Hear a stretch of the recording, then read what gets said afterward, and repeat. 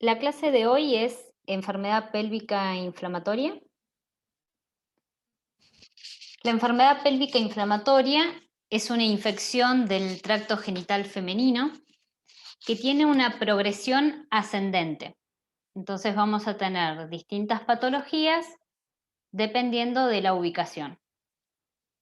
Cervicitis, endometritis, salpingitis y el complejo tubo ovario. Los síntomas más comunes son el dolor pelviano, la fiebre, el flujo vaginal, la dispareunia y la leucocitosis.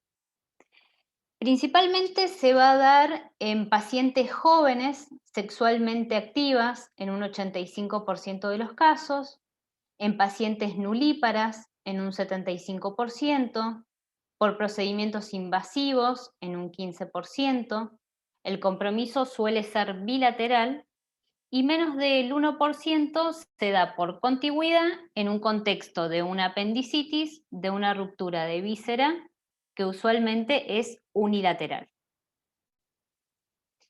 Tenemos criterios mínimos, que es el dolor abdominal bajo, el dolor anexial, dolor a la movilización.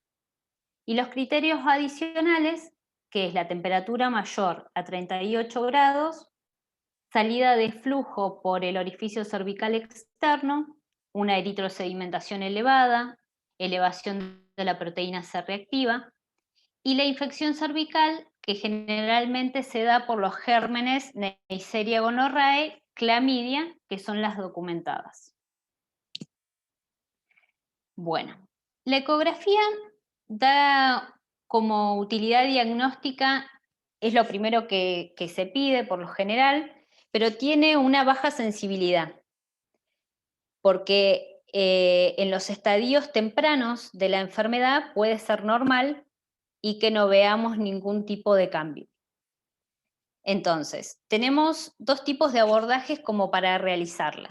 La ecografía transabdominal, que va a evaluar la extensión de la enfermedad, y la transvaginal, la sensibilidad para detectar las trompas dilatadas, los cambios periováricos y las características internas de los abscesos periováricos.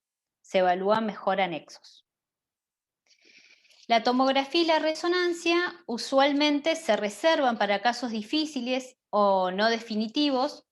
La resonancia tiene una mejor definición de las estructuras pelvianas, con una mejor visualización de los ligamentos y de la grasa edematosa.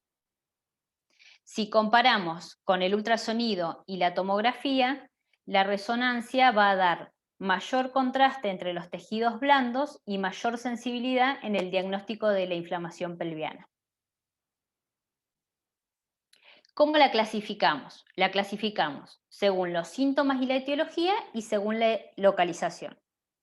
Según síntomas y etiología lo vamos a clasificar en agudo, en subclínico y en crónico. El agudo, menos de 30 días. El subclínico es una infección asintomática que usualmente no se diagnostica ni se trata y que genera daño sobre las trompas de falopio que va a generar secuelas. Y eso lleva a la infertilidad. En este caso de un subclínico, el 85% se da por los gérmenes Neisseria y clamidia. Y lo crónico es menos frecuente y se da por Mycobacterium tuberculosis y el actinomyces. Ahora vamos a ir, como les decía en un momento, de la progresión ascendente, describiendo cada una. La cervicitis es la inflamación cervical, que puede ser infecciosa o no infecciosa, puede ser subclínica o presentar síntomas leves como dolor, flujo amarillento o dispareunia. En los hallazgos vamos a encontrar un aumento del tamaño del cuello uterino, hipervascularización al análisis Doppler, color o el realce en la tomografía y resonancia y el edema de la grasa de los parametrios. En esta foto tenemos una paciente que presentaba una cervicitis, una mujer joven de 54 años con dolor pélvico y flujo vaginal, Que en la imagen de tomografía se muestra un cuello uterino edematoso, agrandado, que son estas flechas más largas, con pérdida de la grasa circundante y líquido. Después en la otra imagen tenemos con Doppler color, que según el caso clínico fueron 5 días después, en donde se veía el canal endocervical distendido, lleno de líquido. Todo esto quedaba hiperemia. Y la imagen esta es un frotis extendido de un Papa Nicolau que daba un aspecto algodonoso o esponjoso. La endometritis es la inflamación de la línea endometrial, que también puede ser subclínica, asintomático, y los hallazgos más comunes son un útero globoso, líquido en la cavidad endometrial, realce endometrial anormal. En este caso tenemos una paciente de unos 43 años que se presentaba con dolor pelviano y con flujo vaginal, y tenemos una imagen de tomografía en un corte coronal con contraste que muestra un útero agrandado, y después tenemos una imagen de resonancia en la que también se observa lo mismo, y la ecografía. La salpingitis. La salpingitis es la inflamación de una o ambas trompas y es más común la forma aguda. Se asocia a riesgos de infertilidad y de embarazo ectópico. Los hallazgos: las trompas se vuelven edematosas, congestivas, la luz de la trompa se llena de pus, que después puede drenar a la cavidad peritoneal y recubrir todas las superficies serosas del útero y del ovario. Las fimbrias pueden adherirse al ovario, dando como resultado la salpingo-oforitis o el complejo tubo ovárico.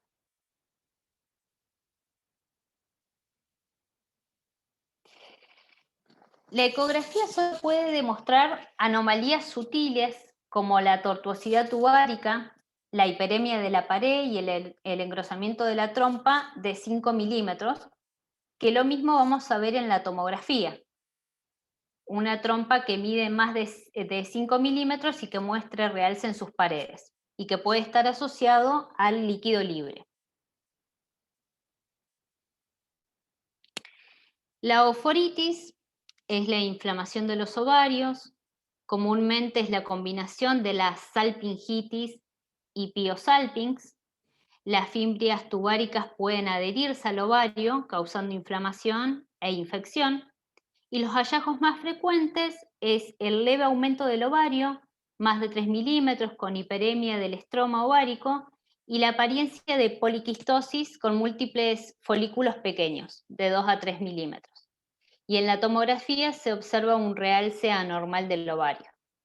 Esta ecografía es de una mujer joven que se presentaba con dolor en el cuadrante inferior derecho, y en el examen Doppler color se mostraba un ovario agrandado, edematoso, hiperémico, que desplaza hacia la periferia múltiples folículos. Acá están, estos serían los folículos que van desplazando el ovario, dando una apariencia de poliquistosis. El piosalpinx es la infección de las trompas que se complica por la obstrucción de la misma. El extremo distal suele estar obstruido por las adherencias, tanto dentro como alrededor, como resultado de la inflamación, y esto lo que produce es la acumulación de pus. Los hallazgos: en ecografía se va a observar un engrosamiento característico e hiperemia de la pared tubárica. Las paredes y los pliegues están engrosados, ecogénicos y borrosos, contenido líquido ecogénico, niveles de sedimentación. Se identifica un ovario independientemente, signos de la rueda dentada, y en tomografía muestra una imagen con estructuras de serpentina o tubular con realce de la pared. En esta imagen, que quedó bastante chiquita, en la tomografía, que es un corte coronal con contraste, acá muestra una trompa de falopio derecha dilatada con realce de la pared.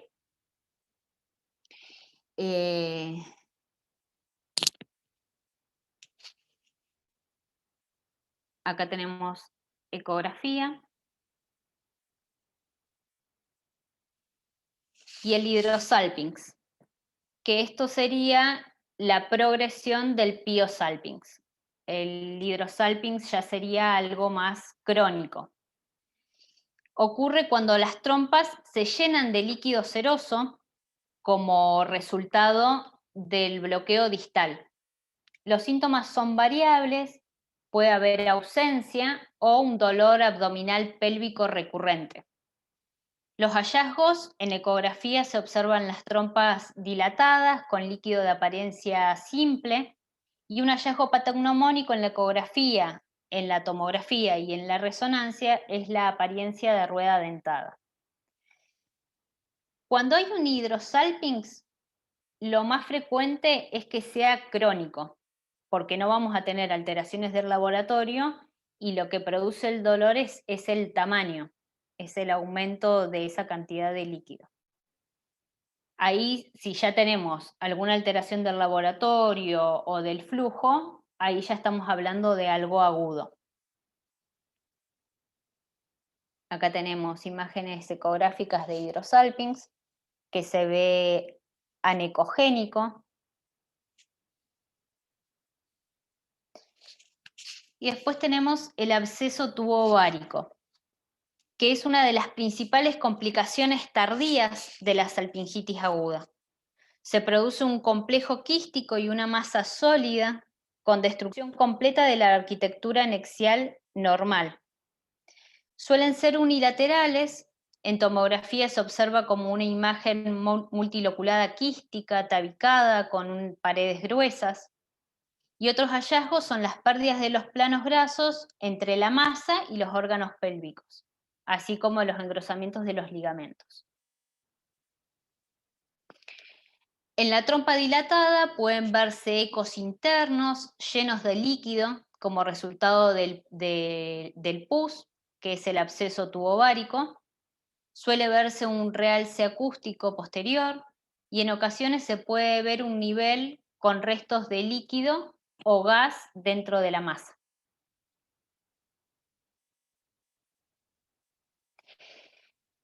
Después, una de las complicaciones tardías y más complejas es el síndrome de Fitz-Hans-Curtis, que también es conocido como una perihepatitis. Es una complicación rara de la enfermedad pélvica inflamatoria. Es la inflamación del peritoneo, de la cápsula hepática, y se cree que es el resultado de la diseminación de la infección pélvica a lo largo de la corredera parietocólica derecha. En tomografía se caracteriza por el intenso realce de la cápsula anterior del hígado, y esto lo que produce son adherencias en cuerda de violín, se llaman, que como muestra en esta foto acá, que se puede encontrar entre la cápsula hepática y la pared anterior abdominal durante la exploración intraoperatoria.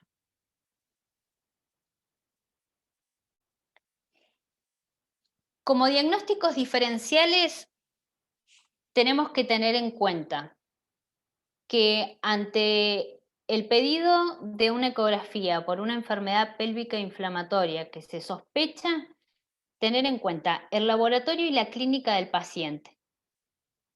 Siempre tener en cuenta que una subbeta no la vamos a tener aumentada, que tenemos que tener leucocitosis, el flujo, la fiebre y la leucocitosis. Entonces, debemos realizar diagnósticos diferenciales con otras patologías y con algunas que no sean ginecológicas. Por ejemplo, los cuadros gastrointestinales como la apendicitis, la gastroenteritis, la diverticulitis, urológicos como la cistitis, la pielonefritis, el cólico renal, Y después, dentro de lo ginecológico, la gestación ectópica, el aborto séptico, la endometriosis, la torsión anexial, el quiste ovárico hemorrágico roto o las neoplasias anexiales.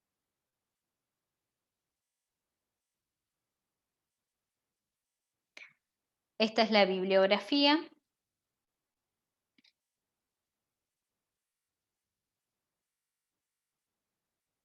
Y eso es todo.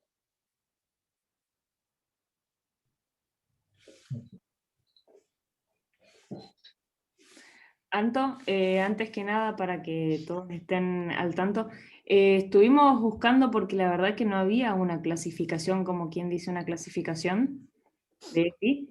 Estuvimos buscando bastante y lo que presentó recién Anto es básicamente una parte como una revisión de artículos, porque en los libros no te muestra exactamente cómo es la clasificación. Y más que nada era aclarar eso. Y otra cosa es que siempre tenemos que pensar en las EPIs como enfermedad que tiene como su tiempo de evolución. En base al tiempo de evolución uno va a ir a buscar ciertos hallazgos. Si son agudos, vas a buscar ciertas cosas. El crónico, puramente crónico, es el que es por TBC o actinomices.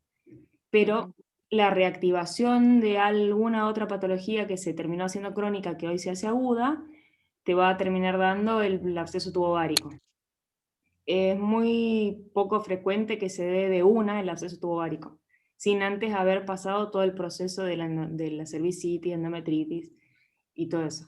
Era solo para hacer esa aclaración nada más. Doctora Antonella, le voy a hacer una pregunta. Sí. ¿Existe el Sí. hematosalping? ¿Cómo? ¿Y cuál es el hematosalping? ¿Existe hematosalping? No lo busqué como, lo que sí vi es que el hematosalpinx lo diferencian más en lo que es resonancia, que ayuda a diferenciar el piosalpinx del hematosalpinx, porque el hematosalpinx lo que hace es que no se ve engrosamiento de la pared. Y decía algo como que se mostraba en una densidad distinta, con una señal alta, algo así, pero pero no mucho más que eso, y no me quise meter mucho en eso porque no entiendo bien lo de resonancia. Pero sí había leído eso, que se diferenciaba el piosalpinx del hematosalpinx con la resonancia. Perfecto, muy bien. Sí, en realidad el hematosalping existe, digamos. El piosalping, hidrosalping, hematosalping. Y la causa, una de las causas más frecuentes de hematosalping empieza con E. Araceli, vos tenés que saber esa respuesta. Y empieza con E y termina con triosis. Endometriosis. Muy bien. Esa es una de las causas más frecuentes de foco de endometriosis en la trompa. Después creo que el cáncer de ovario también, no me acuerdo. Y Sí, creo que, esas son las dos para tener en causas. cuenta, la pregunta, para tener en cuenta que el hematosalping existe, está dentro de una patología que uno puede, probablemente, a ver, nos vamos a encontrar con una trompa que tenga una estructura tubular que probablemente tenga contenido no totalmente anecogénico, particulado, muy difícil a veces diferenciarlo del piosalping quizás, en el caso de la sangre. Pero bueno, eso hay que tenerlo en cuenta, digamos, como otra causa al hematosalping tenerlo en cuenta también, además del pio y el hidrosalping. Y otra cosa que no me acuerdo yo la bibliografía ahora, creo que había algún libro, no me acuerdo bien ahora, que la clasificaba la EPI en 4 grados, en grados, sí. Y me acuerdo que, no me acuerdo bien para decírtelo, pero creo que el grado 4 era el absceso tubovárico. Pero no sé si esa clasificación, la verdad que hoy, ahora en este momento yo no recuerdo dónde la leí, sé que existe, pero bueno, creo que por ahí a los fines prácticos tampoco me parece, lo único que me acuerdo es que el último del estadio 4 era el absceso tubovárico, ¿no? Pero vos la tendría que buscar porque vos sabés que no me acuerdo bien de qué bibliografía la leí en alguna oportunidad. Sí, pero creo que era clasificación por laparoscópicos. Claro, puede llegar sí que ser así, pero bueno, sé que hay una, pero no me acuerdo, después la voy a intentar buscar y para, para poder compartirla. No sé si es en algún libro de Gineco, probablemente, no me acuerdo en este momento.